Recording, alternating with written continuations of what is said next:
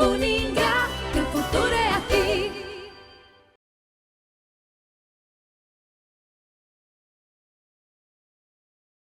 Olá, professora Denisa Borsato, dando início à nossa aula de controladoria. Bom, na aula de hoje nós vamos ver a controladoria e seus aspectos estratégicos no desempenho organizacional. Então, como se dá a aplicação da controladoria, né, os resultados da controladoria e as considerações finais, né. Quanto à aplicação da controladoria, né, nós temos as áreas, né, empresarial, de qualquer segmento, e nós podemos ver que se aplica na pequena, na média e na grande corporação também, nas grandes empresas, né? Então, a aplicação da controladoria, ela se dá pelo interesse dos gestores em implantar controles que foquem no resultado das operações e o resultado na obtenção de lucro e na continuidade dos negócios. Então, o que a controladoria faz? Ela alinha todos os procedimentos com base no controle interno, né? Com foco em custos, na área financeira, na gestão de pessoas, né? Centralizando todas as informações nesse departamento e fornecendo informações de forma ordenada e sistêmica em tempo real para os gestores tomarem decisão, né? Aliada à contabilidade, né? Então, nós vamos ver essa questão da contabilidade, a sua segregação e as formas de atuação da contabilidade nessa relação com a controladoria, né? Nós vamos ver que a contabilidade, as áreas abrangidas pela contabilidade e controladoria, elas atuam tanto na societária como na fiscal. Na societária, ela envolve todas as questões de regulamentação das empresas, né? Contrato social, estatuto, né? O objeto, a atividade principal e o registro das atividades nos órgãos pertinentes. Por exemplo, junta comercial do Estado, cartório quando se trata de estatuto, né? Cartório de registro de títulos e documentos, né? E dentro da contabilidade da questão societária, a relação entre os sócios e entre os funcionários, colaboradores, toda a parte de regulamentação. E a parte fiscal, que ela requer uma atenção própria, como nós já vimos em outras aulas, né? A parte tributária, né? Que é trabalhada dentro do setor fiscal na controladoria, né? Por isso que a contabilidade e a controladoria trabalham de mãos dadas nessas duas áreas, né? Que são departamentos dentro da própria contabilidade, né? São atribuições dentro da própria contabilidade que tem atenções distintas para essas áreas, né? Então, o que se faz nessa parte fiscal, né? A apuração dos impostos, é o registro das operações de entrada, saída e a apuração dos impostos, né? Por mês, né, e com a emissão das guias para recolhimento, né? Só que com a controladoria, ela utiliza-se dessas informações para que ela se antecipe às obrigações financeiras, né? E aos procedimentos fiscais, como nós já vimos em outro módulo, né, que a parte tributária, as empresas possuem certos benefícios e obrigações, né, tributárias também, de acordo com o Código Tributário Nacional e dos estados.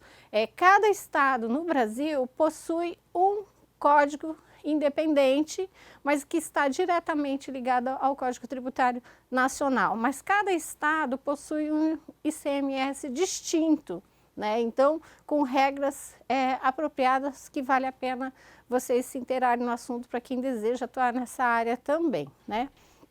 E principalmente as duas áreas, tanto a contabilidade como a controladoria, trabalham de mãos dadas com o setor de custo, né? Que o custo ele acaba sendo um dos braços ali que determina o impacto do resultado da empresa, que é o quê? O lucro, né? Então, se eu tenho um planejamento ali, uma gestão de custos eficiente, né, para o meu produto, eu vou conseguir vender mais, melhor e com preço rentável que me traga de volta o lucro esperado, né?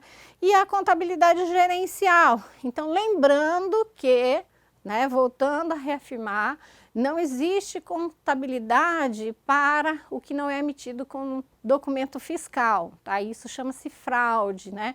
É um crime contra a ordem tributária, né? É sonegação fiscal.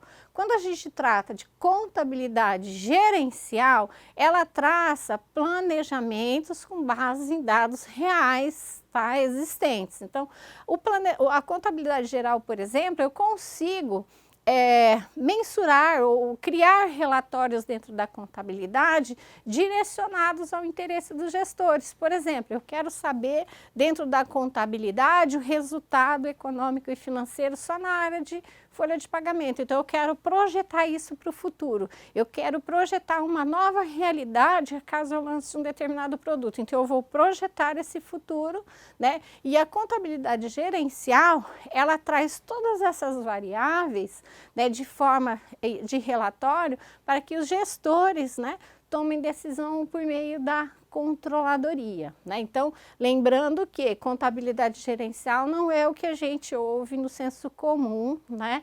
Que é aquele relatório que tenha venda sem emissão de nota fiscal. Isso é crime, tá? Contabilidade gerencial e custo, né, que nós acabamos de detalhar, né? Então, vamos falar um pouquinho mais da contabilidade de custos, né, como prometido em outro módulo. Tá, então já ficou bem claro a questão da contabilidade gerencial, né? E agora em relação à contabilidade de custos, nós temos que separar o que é custo direto e indireto. Então, o que é custo direto? O que vai diretamente relacionado ao produto, por exemplo, né?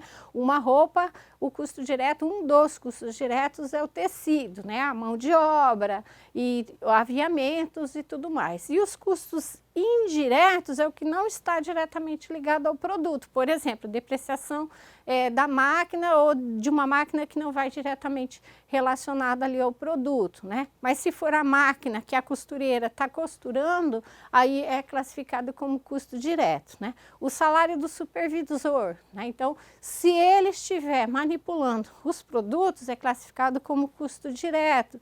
Se ele só dá ordem e gerencia o setor de produção, é classificado como custo indireto, né? E dependendo também dos valores a serem pagos para os supervisores também, a gente na prática possui critérios distintos para isso, né? Nós temos as despesas também fixas e variáveis, né? Assim como os custos, então ela é variável quando o volume de vendas aumenta ou diminui. Por isso chama-se custos e despesas variáveis. Exemplo de despesa variável é os impostos sobre a venda, é a comissão do vendedor, ou seja, todo o gasto depois que o produto sai do setor de produção, né? Despesas com vendas, né? Por exemplo, pedágio do representante comercial, né? Hotel, despesas com hotel, né? Então tudo isso é despesa que considerada como fixa, mas que não está diretamente ligada ao produto, né? Então, quando a gente faz essa classificação dos custos, como nós já vimos, o único método permitido no Brasil para fins contábeis é o custeio por absorção, mas nós temos a forma de apropriação do custo direto para a gente estabelecer o que? Os controles gerenciais. Então, esse método ele é possível utilizar para tomada de decisão dentro do critério da contabilidade gerencial, ok? Então, ficou bem separada a questão do custeio por absorção e do custeio direto também, que nós vimos em algumas aulas anteriores também. Resultado da controladoria. A missão final da controladoria, ela consiste em garantir a sobrevivência e a eficácia empresarial, por meio do oferecimento de suporte à gestão dos negócios da entidade, visando a otimizar os seus resultados. Então, como a professora já disse, né, então o controller, né, o profissional da controladoria, através das suas informações em forma de relatório, ele atua, né, como um informante, como uma consultoria ali em relação às variáveis existentes, para que os gestores tomem por base esses relatórios e tomem decisão de forma eficiente e com o foco de atingir a eficácia organizacional, né? E garantir o quê? A sobrevivência dos negócios. Então, nós chamamos isso de continuidade dos negócios, né? Então, quando a gente fala da contabilidade, né, que ela preserva o patrimônio, ela acompanha o patrimônio, ela tem o objeto de estudar, né, o objetivo principal é estudar o patrimônio, garantindo a continuidade também, assim como a própria controladoria. Então, ela oferece meios, né, diversos para estabelecer esses critérios de tomada de decisão. De repente, um gestor, ele prefere um relatório em forma de gráfico, né? Outros preferem o próprio demonstrativos, o orçamento em forma de tabelas, né? Então, dentro da controladoria vai ser estabelecidos gráficos de análise, relatórios, na medida que, e dependendo da necessidade dos gestores, para que isso facilite a tomada de decisão com dados reais e projetados para o futuro. Auxilia a definição, né, do planejamento para controle das operações como planejamento de lucro, né? Então, é possível se estabelecer o lucro, né, dentro desse planejamento. Definição de metas de investimento e respectivos financiamentos, previsões de vendas, orçamento, definição de padrões e dos procedimentos de execução para se assegurar melhor desempenho. Quando eu falo em lucro, né, com base no controle das operações, né, então a própria controladoria, ela estabeleceu mecanismos e métodos para ser desempenhada cada função dentro da organização. A questão do lucro, é necessário um estudo dos balanços, né, junto com os gestores e o próprio controller, né, e com a participação do contador, para que se estabeleça, né, através da contabilidade de custos e a contabilidade para fins econômicos, né, que é o balanço patrimonial e o resultado apurado em balanço, qual que seria o lucro esperado para os negócios da empresa ou para cada produto individual. Então, lá na contabilidade de custo, esse lucro apurado para o contábil, o gerencial e o por unidade produzida, ele pode ser diferente, né? Mas no fim o resultado ele vai ser o mesmo. Então, por isso que cada mecanismo ele trata essas informações de forma diferenciada, mas com um único objetivo, que é a obtenção desse lucro. Agora, o percentual a ser distribuído para cada tipo de produto a ser vendido ou comercializado, né, vai depender desse estudo, desse planejamento e o acompanhamento para que seja estabelecido. Definição de metas de investimento, por exemplo, né, nós precisamos ampliar a nossa linha de produção, então é preciso comprar um maquinário que custa muito recurso, né? Então eu tenho que ter um planejamento de investimento, buscar quais são as linhas de financiamento mais baratas e que vai me dar um retorno muito maior. Então hoje nós temos algumas linhas, né, que elas requerem algumas situações internas da empresa, então que tenham relatórios de sustentabilidade, né, que estejam realizando a auditoria e que não agridam o meio ambiente. Então, nós conseguimos linhas de crédito muito mais baratas, né? Então, por isso que essas ferramentas, elas são importantes também nessa hora de ampliar os negócios da empresa, né? Previsão de vendas, então, ela atua com a previsão de vendas, né? Então, orçado e planejado, e esses planos eles vão ser revistos de tempo em tempo. O próprio orçamento financeiro, né, que a gente trabalha também com o fluxo de caixa, né, agregado, né, então o acompanhamento do orçamento e a realização dele através do fluxo de caixa, né. Definição de padrões, então padrões de procedimentos, né. Então nós temos algumas ferramentas, vou citar um exemplo da ISO, por exemplo, elas têm mecanismos de padrões para se fazer todas as atividades dentro de uma empresa, né? Mas é possível estabelecer padrões também no ambiente empresarial com a descrição de cargos e a participação dos envolvidos no processo, né? Então, estabelecer sempre a melhor forma de se fazer a mesma coisa em menos tempo e atingindo a eficiência e em busca da eficácia, né? E através desses padrões, os procedimentos de execução e assegurar a melhoria desse processo, né? Como assegurar a melhoria? Acompanhamento desses processos. Então, lembrando que todos os planejamentos, eles são compostos de planos, né? Então, cada área tem o seu plano e é necessário revisão e acompanhamento do resultado e desempenho de cada atividade organizacional. Produzir e distribuir informações, né, procurando igualmente participar e interpretar os resultados das operações. Da comparação entre planos traçados e padrões estabelecidos. Definir a política contábil e a geração e distribuição dos relatórios. Bom, em relação à distribuição de informações, né, então, como nós já vimos, os relatórios eles são distribuídos ou disponibilizados para cada interesse dentro da organização e também de forma a apresentar para os seus pares. Por exemplo, eu preciso apresentar um relatório para a empresa que eu estou buscando o financiamento de uma máquina, né? Então, ele quer todo um laudo de viabilidade. Então, isso a controladoria pode estar oferecendo também, né?